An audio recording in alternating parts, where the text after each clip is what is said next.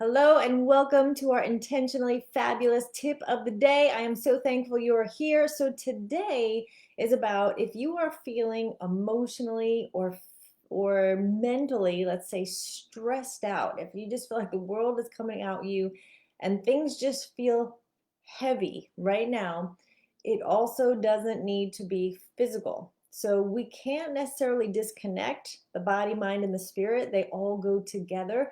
But when things are just weighing down and pressing down on you and you are feeling just drained or stressed or anxious because of things going on emotionally or mentally, don't also make it a physical thing. So here's the thing. If you can still be great physically, you're much better able to handle the things that are going on mentally and emotionally. It makes sense, right? Like don't let the physical health go down the toilet too because everything else is coming at you. And we see that happening, right? We just get on this downward spiral and we're vibrating at such a low level because of the mental and emotional stress that we just let the physical go too. And I don't like to use the word control, but let's just say that you have a choice. You have options when it comes to your physical health. So I want to share with you some things that you can do to keep your physical health well, because when you are physically well, everything else starts to get better. You can think better, you have more energy, you're more alert.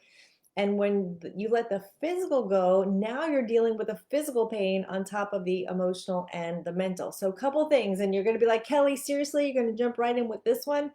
Alcohol. Let's just go there. So let's talk about the alcohol. Um, if you have ever drank and you have ever drank to excess, you know what that does to your body and your brain. It's just not a good idea.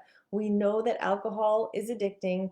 We know that it becomes a source to numb the pain, and before you know it, a glass turns into another glass and a half a bottle and a full bottle.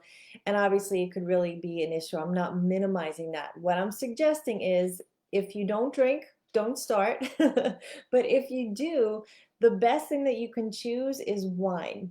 Research has shown that wine is good for heart health. It's good for even liver health. It could be, just if you're drinking wine and specifically red wine, it does have the polyphenols, which have antioxidants. So a serving, 1 to 2 servings a day, 6 to 7 days a week, if you feel like you need to have some alcohol, that would be the best. Um, Another thing would be happiness. Your physical, mental, and emotional is all tied to your happiness. And research shows that people who are happier are better able to adjust and handle the emotional and mental stressors. They live longer, they enjoy themselves more. So, really think about each day doing something that makes you happy, makes you laugh, brings you joy, and it will balance out some of the heaviness and just change your energy. Maybe if you're feeling like a victim, doing something that makes you happy can raise that energy level. Obviously, sleep. When you add sleep deprivation on top of emotional and mental stress, it just escalates everything. And before you know it, you find yourself in a place of just, rage, exhaustion. So, sleep is something that you have a choice about. You make a decision. You have good sleep hygiene. You get to bed, you get rested. And then when you wake up, again, better physically able to handle the emotional and mental challenges.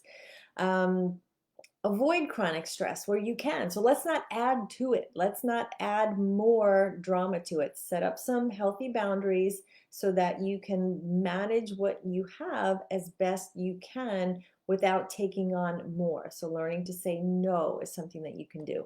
Obviously, exercise. Yes, my goodness, on so many levels, it is a great outlet for you to expend, get energy out, get stress out, do something great for your body, get that endorphin rush, those happy hormones going, and it will help you sleep better. You want to make better food choices when you are exercising. So, getting out in nature, so many benefits to that. So, exercise, add that in. It might seem counter to how you're feeling, but I promise you, if you do it and do it regularly, like at least 150 minutes a week is kind of the ideal number as a start, that will help you.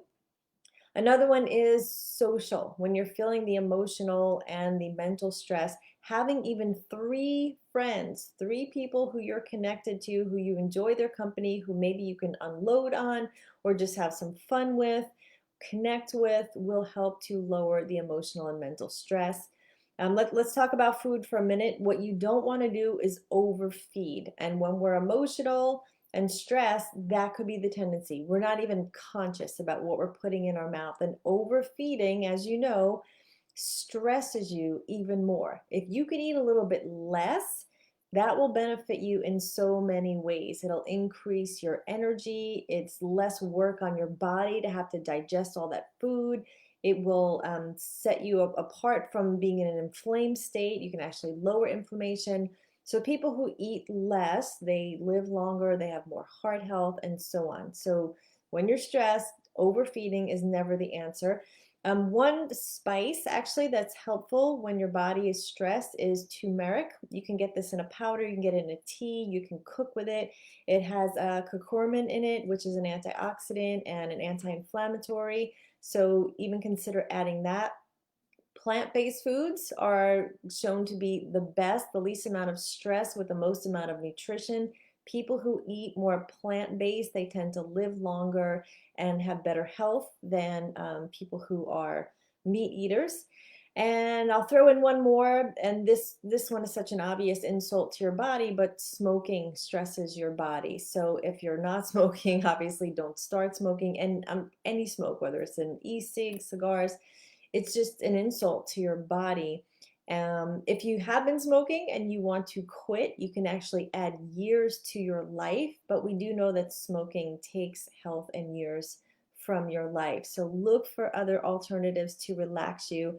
I hope this helps you. Choose a few of these that you're ready to do and watch what happens to your emotional and mental stress. It should go down because your physical health is coming up.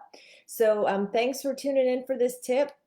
Please go to intentionallyfabulous.com. I have some amazing trainings, free webinars coming up to help you heal through any place of relationship breakup. So whether it's separation, divorce, long-term relationship breakup, I'm going to be sharing 8 strategies that you can take these hacks away from this free webinar I'm doing and really make a difference in your relational health and your self-love and gratitude. So tune in tomorrow. I'll be back with another intentionally fabulous tip. Have an awesome day.